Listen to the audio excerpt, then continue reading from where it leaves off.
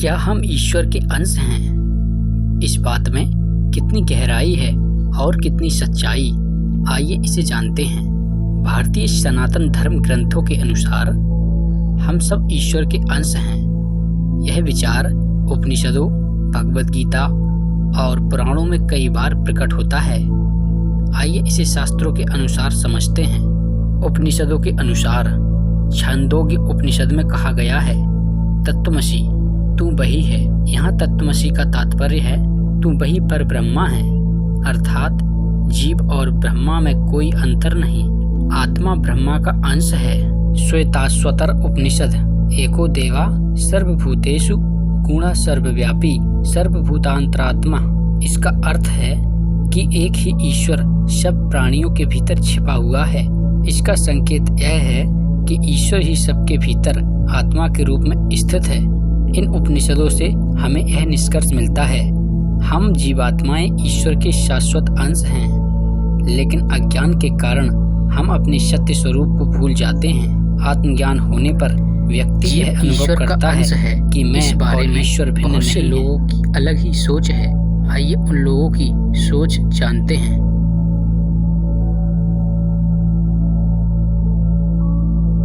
बहुत से लोगों का मानना है वे कोई अन्य नहीं बल्कि स्वयं ईश्वर के अंश हैं।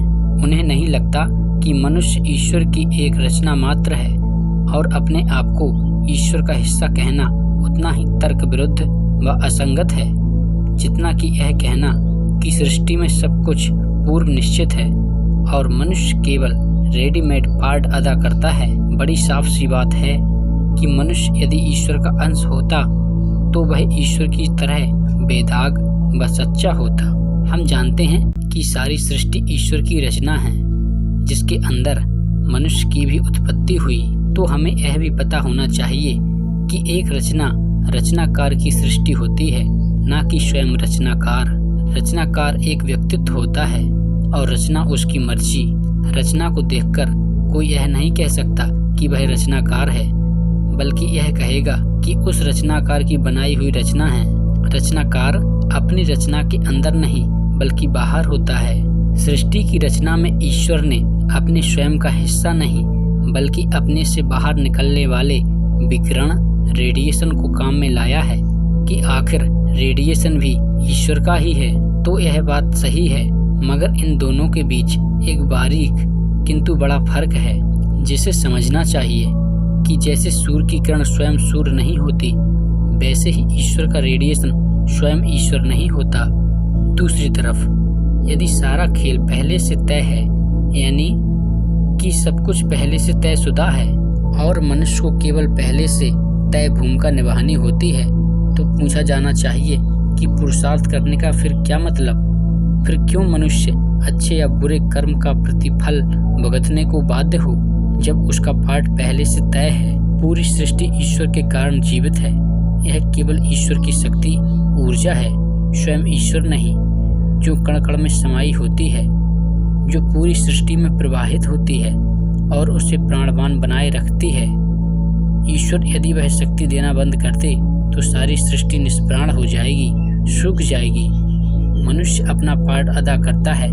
इसे हम इस मायने में सही कह सकते हैं कि उसे ईश्वर ने मन मर्जी का अधिकार दे रखा है और यह उसकी मर्जी पर निर्भर करता है कि वह अपना पार्ट चाहे जिस प्रकार का निभाए, सही या गलत। अपने पार्ट से वह जहाँ है, चाहे तो स्वर्ग के समान वातावरण का निर्माण कर ले, चाहे नरक का। अपनी भूमिका निभाते समय मनुष्य कभी बहक जाता है तो कभी उससे भूल चूक हो जाया करती है। इसलिए उसे अनेक जन्म लेने होते हैं ताकि वह मैच्योर हो सके, उससे गलती बराबर ना हो। इसके लिए मनुष्य ने उससे शिक्षा संदेश दिया है। ईश्वर की शिक्षा का सम्मान करते हुए यदि उनकी शक्ति को वह शुभ कार्यों में खर्च करता है, ईश्वर की सृष्टि को सुंदर और समुन्नत बनाने वाला कार्य करता है, तो पुरस्कार में उसे सुख शांति नसीब होती है और अंततः सद्गति अर्थात जन्म मरण के चक्र से मुक्ति मिलती है, अमृत की प्राप्ति होती है। निस्संदेह मनुष्य यह सोचकर खुश हो सकता है कि उसने अमृत तो अपने हाथों से कमाया, परिश्रम से अपना भाग्य बनाया, मगर उससे पहले उसे ईश्वर का शुक्रिया अदा करना चाहिए कि उन्होंने उसे भाग्य बनाने की शक्ति प्रदान की है।